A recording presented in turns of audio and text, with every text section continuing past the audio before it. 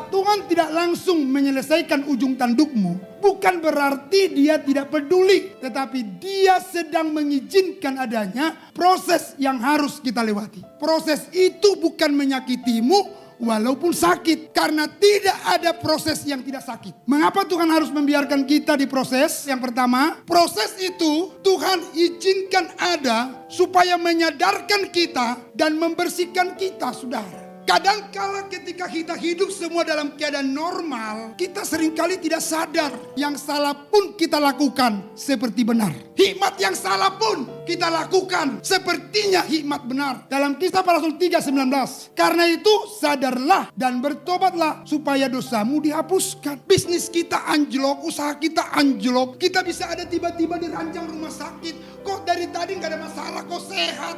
Tiba-tiba kok bisa sakit, jatuh langsung masuk di rumah sakit. Ingat, kadangkala penderitaan Tuhan pakai supaya kita sadar akan dosa dan salah kita.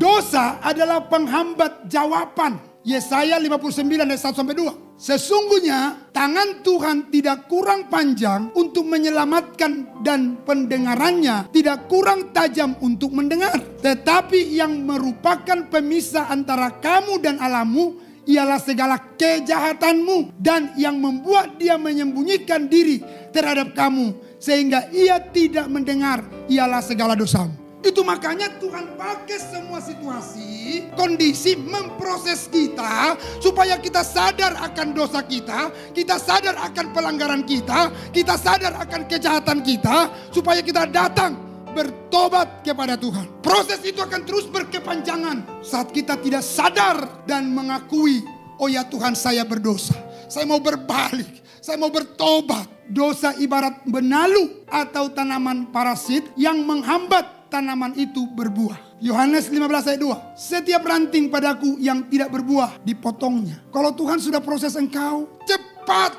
untuk mengerti maksud Tuhan. Dan maksud Tuhan dalam hidupmu, dia bukan hanya mau sekedar untuk memotong engkau, tapi dia mau membersihkan hidupmu. Dan setiap ranting yang berbuah dibersihkannya supaya ia lebih banyak berbuah. Makanya satu produk sorga yang diberikan Tuhan bagi kita semua, dia tinggalkan Roh Kudus buat kita. Buat apa Roh Kudus itu? Yang pertama sekali, supaya membuat hidupmu berbuah banyak di mata Tuhan. Buah yang pertama, kasih, sukacita, damai sejahtera, sampai pada penguasaan diri.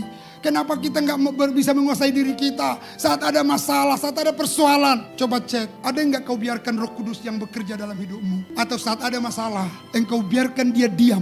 Jadi Bapak Ibu Saudara, kita dibersihkan supaya kita menghasilkan buah banyak.